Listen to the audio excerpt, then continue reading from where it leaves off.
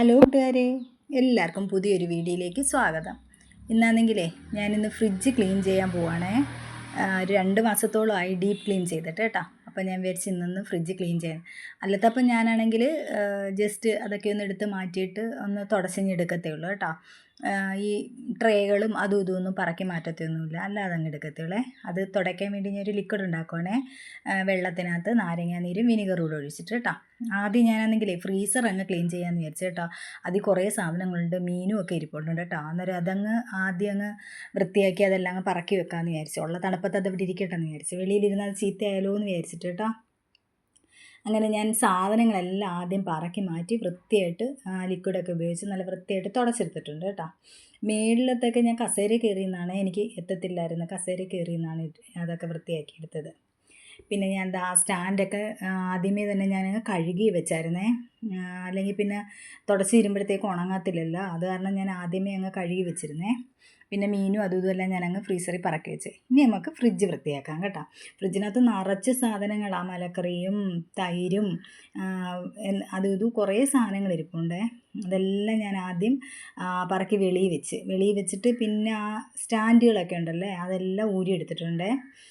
Deep clean ചെയ്യുമ്പോൾ അതെല്ലാം നമുക്ക് വൃത്തിയായിട്ട് കഴുകിയെടുക്കണമല്ലേ. എനിക്കാണെങ്കിൽ ഭയങ്കര മടിയായി ഫ്രിഡ്ജ് വൃത്തിയാക്കുന്നത് കേട്ടോ. ഞാനാണെങ്കിൽ എന്തെങ്കിലും വീഴുമ്പം അതങ്ങ് തുടച്ചെടുക്കുകയേ ചെയ്യത്തുള്ളൂ. പിന്നെ വല്ലപ്പോഴും ഒക്കെ ഇങ്ങനെ ഫ്രിഡ്ജ് ഡീപ്പ് ക്ലീനായിട്ട് ചെയ്യത്തുള്ളൂ കേട്ടോ. അതിൽ നിന്നെല്ലാം ഊരിയെടുത്ത് അതൊക്കെ ആദ്യമേ അങ്ങ് കഴുകി വെയിലത്ത് വെച്ച് കേട്ടോ. അപ്പോഴത്തേക്ക് നമ്മൾ തുടച്ച് കഴിയുമ്പോഴത്തേക്കേ അതങ്ങ് ഉണങ്ങിക്കിട്ടുമല്ലേ, അന്നേരം പറക്കി വെക്കാമല്ലേ എന്ന് വിചാരിച്ച്. ഈ ഫ്രിഡ്ജിൻ്റെ ഈ സ്റ്റാൻഡൊക്കെ ഉണ്ടല്ലേ, ഊരാൻ നല്ല എളുപ്പമായിരുന്നു. പക്ഷേ ഇടാൻ നേരത്താണ് എനിക്ക് പണി കിട്ടിയത്. അത് ഇടാൻ എനിക്ക് ഭയങ്കര പാടായിരുന്നു കേട്ടോ. പിന്നെ മോള് വന്നാണ് അതെല്ലാം ഇട്ടൊക്കെ കാണിച്ചു തന്നത്. പിന്നെ ഞാൻ അതേ കണക്ക് പറക്കി വയ്ക്കുകയായിരുന്നു കേട്ടോ. അങ്ങനെ ദാണ്ട് ഇതെല്ലാം ഞാൻ കഴുകി വെയിലത്ത് വെച്ചിട്ടുണ്ട്. ഇനി ഞാൻ ഇതെല്ലാം ഒന്ന് തുടച്ചെടുക്കാം. ഇതിപ്പോൾ സാധനങ്ങളൊന്നും ഇല്ലാത്തതുകൊണ്ട് നമുക്ക് പെട്ടെന്ന് തുടച്ചെടുക്കാൻ പറ്റും. സാധനങ്ങളൊക്കെ ഉള്ളപ്പം ഭയങ്കര പാടാണ്, അങ്ങോട്ടും ഇങ്ങോട്ടും നീക്കിയൊക്കെ വെച്ചിട്ടാണ് ഞാൻ തുടയ്ക്കുന്നത്. പിന്നെയാണെങ്കിൽ ഇതാണ്ട് ഇതിൻ്റെ പുറവും അകവും എല്ലാം ഞാനങ്ങ് വൃത്തിയായിട്ട് തുടച്ചെടുത്തിട്ടുണ്ട്. ഇതിപ്പോൾ ഒരു 5 മിനിറ്റുള്ള വീഡിയോ ആയിട്ടാണ് ഞാൻ എടുത്തേക്കുന്നത്. പക്ഷേ ഈ ഫ്രിഡ്ജ് വൃത്തിയാക്കി കഴുകി എല്ലാം വന്നപ്പോഴേ ഒരു 3/4 മണിക്കൂറോളം എടുത്തിട്ടുണ്ട്. ഞാൻ പറഞ്ഞില്ലേ, ഈ സ്റ്റാൻഡൊക്കെ ഊരാൻ നല്ല എളുപ്പമായിരുന്നു. പക്ഷേ ഫിറ്റ് ചെയ്യാൻ നോക്കിയപ്പോൾ എനിക്ക് ഭയങ്കര പാടായിരുന്നു. അതിൻ്റെ ക്ലിപ്പിൽ തന്നെ ഇട്ടില്ലെങ്കിൽ അത് അവിടെ ഇരിക്കത്തില്ല, അത് കയറത്തില്ല കേട്ടോ. അങ്ങനെ പിന്നെ ഓരോന്നും ഞാൻ വെച്ച് നോക്കി പിന്നെ അമ്മാളും ഒന്ന് കാണിച്ചു തന്നേ ഓരോന്നും എവിടെയൊക്കെയാണ് വെക്കേണ്ടതെന്ന്. പിന്നെ അതേ കണക്ക് ഞാൻ എല്ലാം പറക്കിയൊക്കെ വെച്ചിട്ടുണ്ട് കേട്ടോ. ഇനി നമുക്കത് അകത്തെ സ്റ്റാൻഡുകളും എല്ലാം ഞാൻ പറക്കി വെച്ചേ. ഇനി ഞാൻ ഇതിൻ്റെ മുകളിലൊരു ഷീറ്റ് മേടിച്ചിട്ടുണ്ട്. ഇത് ആമസോണിൽ നിന്ന് വാങ്ങിച്ചതാണ്. അപ്പം ഈ ഷീറ്റാണ് ഞാൻ അതിൽ നിന്ന് ഡീപ്പ് ക്ലീൻ അല്ലാതെ ചെയ്യുമ്പോഴേ ഈ ഷീറ്റ് മാത്രം എടുത്ത് ഞാനങ്ങ് കഴുകി ഉണക്കി വെക്കുകയാണ് ചെയ്യുന്നത്. അഴുക്കെന്തെങ്കിലും അപ്പോൾ ആ ഗ്ലാസ്സിനകത്തൊന്നും വലുതായിട്ട് അഴുക്കൊന്നും പിടിക്കത്തില്ല. അത് കാരണമാണ് ഞാൻ അങ്ങനെ ആ ഷീറ്റ് വാങ്ങിച്ചിട്ടത് കേട്ടോ. പിന്നെ ദാണ്ട ഞാനാണെങ്കിൽ ആ ബോക്സ് ഉണ്ടല്ലേ, അതിനകത്ത് ഞാൻ വെജിറ്റബിളൊന്നും അങ്ങനെ വെക്കത്തില്ല. പിന്നെ ഫ്രൂട്ട്സും ഏത്തയ്ക്ക അങ്ങനെയുള്ള സാധനങ്ങളൊക്കെ ഉണ്ടല്ലേ, അതൊക്കെ ആ ബോക്സിനകത്ത് ഇട്ട് വെക്കുന്നത്. പിന്നെ ദാണ്ട് ഈ കണ്ടെയ്നർ ഉണ്ടല്ലേ, അത് പച്ചക്കറിയൊക്കെ ഇട്ട് വെക്കുന്ന അത് ഞാൻ ആമസോണിൽ നിന്ന് വാങ്ങിച്ചത് കേട്ടോ. 6 എണ്ണം ഉണ്ട്.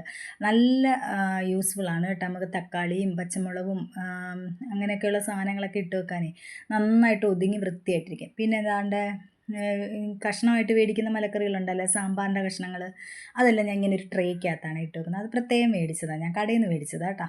പിന്നെ മുട്ട, തൈര്, ഇതൊക്കെയാണ് ഞാൻ പറക്കി വെക്കുന്നത് ഇപ്പം. പിന്നെ ഈ കറുത്ത ടിന്നിനകത്ത് പപ്പടമാണേ, അത് ഞാൻ ഫ്രിഡ്ജിലങ്ങ് സൂക്ഷിക്കും, അപ്പം നമുക്ക് ചീത്തയാവാതിരിക്കും. പിന്നെ മുട്ട ഞാൻ ഇതിനകത്ത് വെക്കത്തില്ല കേട്ടോ. ഈ കുട്ടികളൊക്കെ ആണെങ്കിൽ ഡോറ് വലിച്ചു തുറക്കുമ്പോഴേ മുട്ട അതിൽ നിന്ന് തെറിച്ച് താഴെ വീഴുമെന്ന് പേടിച്ച് കാരണം ഞാൻ അങ്ങനെ അതിൽ വെക്കത്തില്ല. പിന്നെ ഫ്രഷ് ക്രീം, പിന്നെ കടലപ്പൊടി, അങ്ങനെയുള്ള കോൺഫ്ലോർ, അതൊക്കെ ഞാൻ ഈ ഫ്രിഡ്ജിനകത്ത് തന്നെ അങ്ങ് വെക്കും കേട്ടോ.